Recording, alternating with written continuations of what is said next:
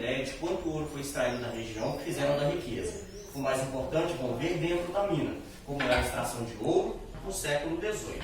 São catalogadas na região de Ouro Preto em torno de 2.000 minas iguais que vocês vão conhecer, sendo 400 dentro da cidade, contando somente as entradas, não conta corredores laterais, as bifurcações lá dentro. Havia também extração de ouro dos rios, que é o ouro de aluvião. A diferença é que nos rios encontravam pepitas de ouro, na montanha o ouro está em pó misturado ao minério de ferro. Somando tudo, segundo esta pesquisa feita pelo jornal Estado de Minas, ao longo do século XVIII, a coroa portuguesa registrou 650 toneladas de ouro.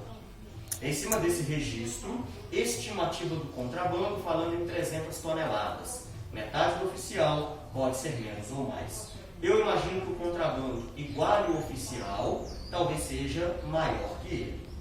A média, 26 quilos de ouro por dia.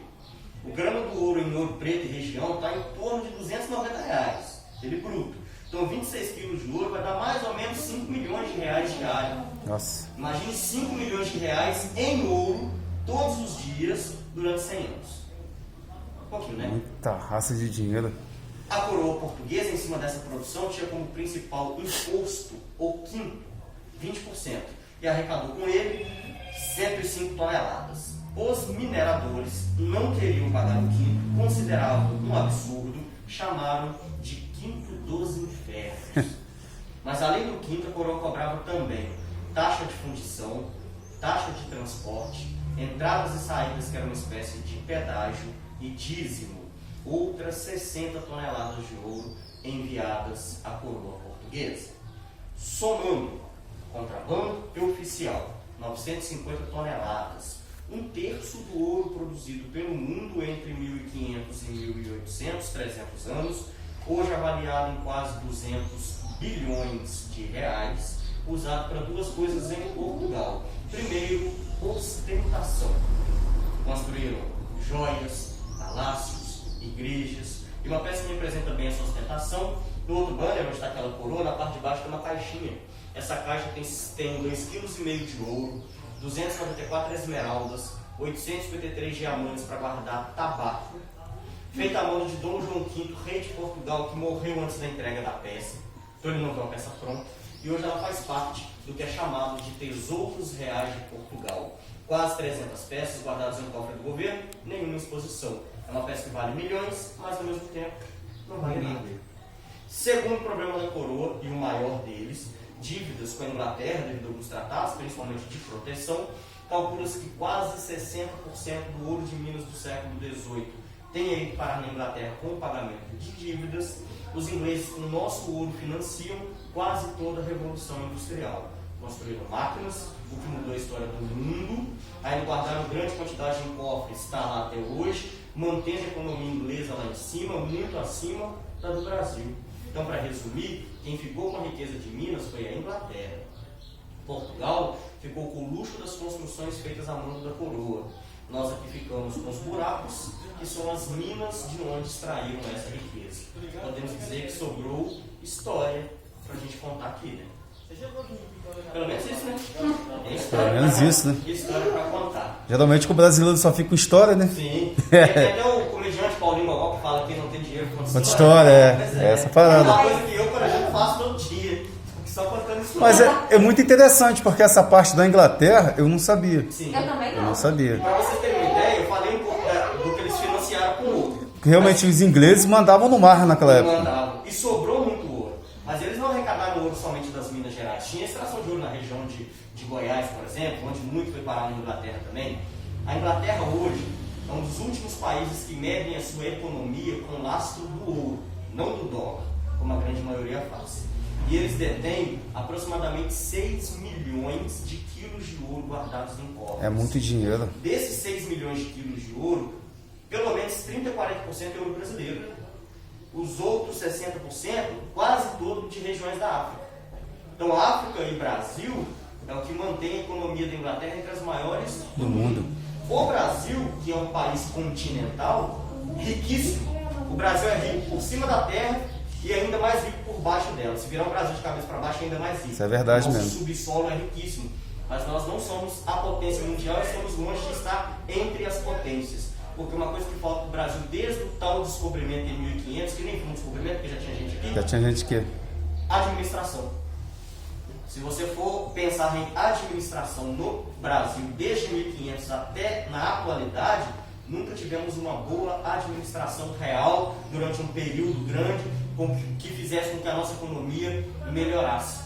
E aí todas as histórias do Brasil, quando elas são escritas de pontos de vista de quem está na parte de cima. Por exemplo, a escravidão do nosso país, ela foi escrita por quem escravizava, e não por quem era escravizado. É verdade. Então, muitas das histórias da escravidão, as histórias reais, sofridas, elas ficaram escondidas na história. E uma das melhores formas de você descobrir essas histórias reais não é lendo alguns livros sobre a escravidão. Não estou falando que a leitura é errada, tá? Tem que ler também, mas sim procurar na fonte real. E isso é muito simples porque a escravidão acabou tem pouco tempo. São 132 anos apenas que acabou a escravidão no Brasil. Foi ontem. E eu falo porque eu ouvi histórias da escravidão de alguém que também ouviu de uma pessoa que viveu a escravidão. Que foi a minha avó que ouviu do avô dela. O que acontece? No final do século XIX, nasce um homem chamado Fabiano. Nome até moderno, né? Para o final do século XIX. Por quê? Aqui na região já estava em atividade a mina da Passagem, a primeira mina industrializada das Américas, com maquinário inglês a partir de 1827. Então esses ingleses que estavam aqui deixaram uma influência muito grande nos nomes já no século XIX. O meu nome, por exemplo, é David. Meu irmão se chama John Lucas. Na região você vai encontrar o Wellington, Washington, Michael, Kimberly, Wilbert, são nomes de influência inglesa. E no século XIX já tinha essa influência. O senhor Fabiano nasceu em um local chamado Sumidouro, que significa sumido do ouro. É uma região quilombola, antigo, né, quilombo, próximo à cidade de Mariana. Quem trabalhava nessa área de mineração, Ouro Preto, Mariana, quando conseguia fugir, ia para a região de Sumidouro. Sumidouro, Mainarte, Barro Branco. Então o Fabiano ele nasceu livre no final do século XIX, mas provavelmente a mãe e o pai, ou a avó e a avó, eram pessoas escravizadas que tinham fugido. O Fabiano, adulto, vem para Ouro Preto. E em 1906 nasceu a filha dele, que é a minha bisavó Clara. 30 anos depois nasceu a minha avó, Maria, em 1936. Então quando minha avó nasce, ela criança, ouviu o Fabiano contando histórias que ele tinha ouvido lá na região de Quilombo quando ele era criança, de pessoas que estavam escravizadas e tinham fugido. Meu pai é de 66, 30 anos depois da minha avó, eu sou de 88, 22 anos depois do meu pai. Ou seja, eu e meus primos somos uma quinta geração do Fabiano para cá, que nasceu livre. Podemos ser uma sexta ou sétima geração de alguém que ainda estava escravizado, há mais ou menos 150 anos atrás apenas. É pouco tempo demais.